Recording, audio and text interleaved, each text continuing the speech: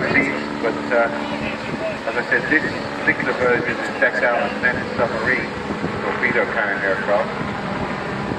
The Wasp is a multi-role helicopter designed for shipboard use, from frigates to destroyers, so it's small to diminutive size, which is perfect for getting in and off over the sea. Serves its primary role with 89 Squadron, the Navy Air Squadron, but also in training units, where it supplied the front line with the 709 Navy Air Squadron between 65 and 67, and then in the 70s up to the 80s it went on to 703 Squadron.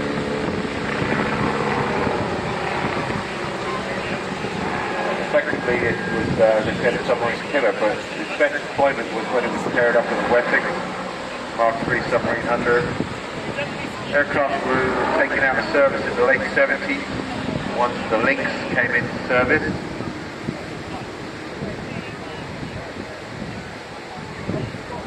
Then it was frigates and their helicopters were recommissioned for active service, and they went down to the South Atlantic where they played a vital role. 25th of April 1982, the Argentine submarine the Santa Fe was spotted by the Wessex Mark III. The helicopter deck of HMS Anthem. While the Wessex attacked with depth charges, HMS Plymouth launched one of these aircraft, HS Mark I, and HMS Brilliant also launched, and they scored hits on the Santa Fe, and it was badly damaged, preventing it from submerging, and the crew had to abandon the submarine at King Edward Point of South Georgia. So you remember those pictures of the submarine in South Georgia with the conning tower, the hole in it? That's what this Wasp did. A very potent weapon. After the Falklands, the Wasp was finally withdrawn from service in '88. Decommissioned. This aircraft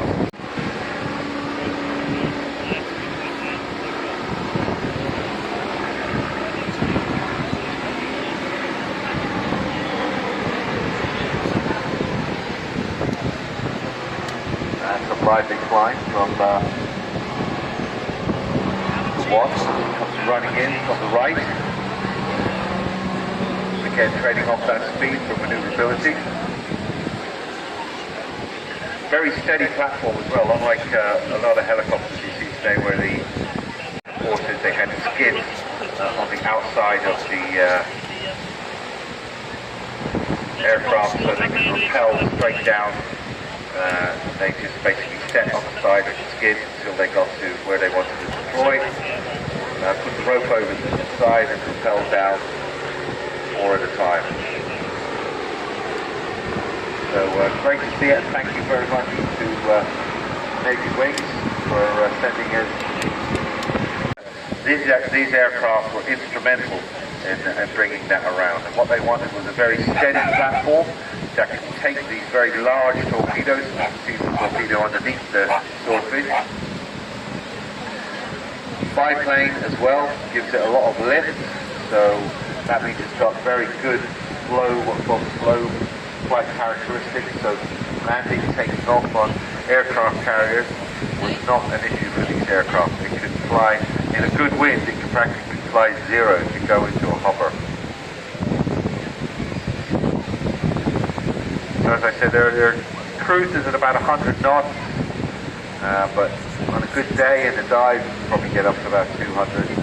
4 hours endurance and a crew of normally 3 people. So you have a pilot, a radio operator, and right at the back you have a gunner as well.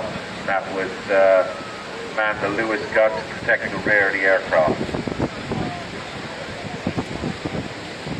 The Swordfish design actually started off as a private adventure, so it was the company itself said, okay, we need the Second World War. This aircraft was already in service with the Navy, and then by the start of the Second World War, technology had moved on, and as I said, a lot of people regarded that as old tech.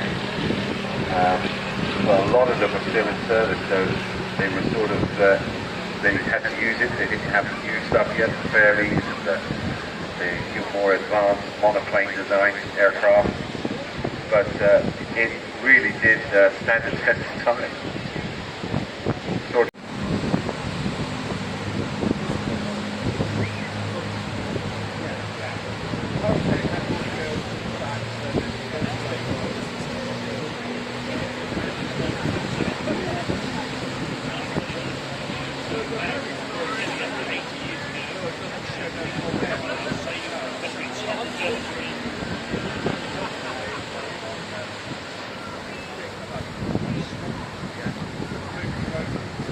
The BBMF is in its 66th year, having been formed officially in 1957. Our fleet of World War II aircraft are preserved in flying condition as a living tribute to the 120,000 men and women who gave their lives in service of the Royal Air Force.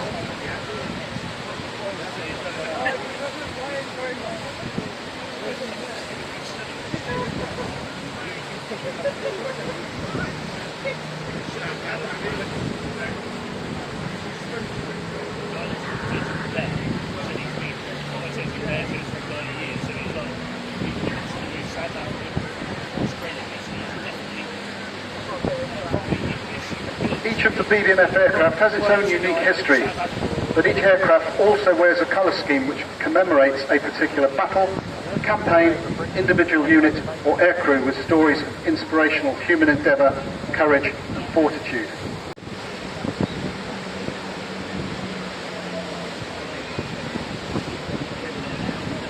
Our ability to keep these beautiful aircraft flying today is down to the incredible work and unique skill set within our small engineering team, who work all year round to maintain the aircraft in safe and airworthy condition.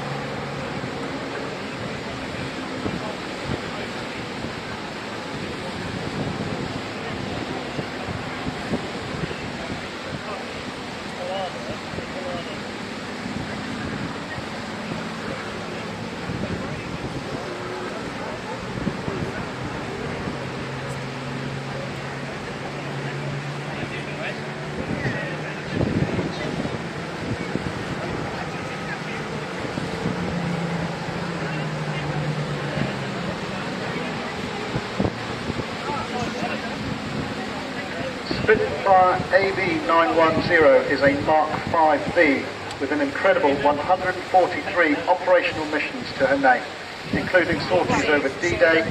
She proudly wears the D-Day markings of 64 Squadron aircraft, BM327, flown by Flight Lieutenant Tony Cooper, one of the flight commanders on 64 Squadron in 1944.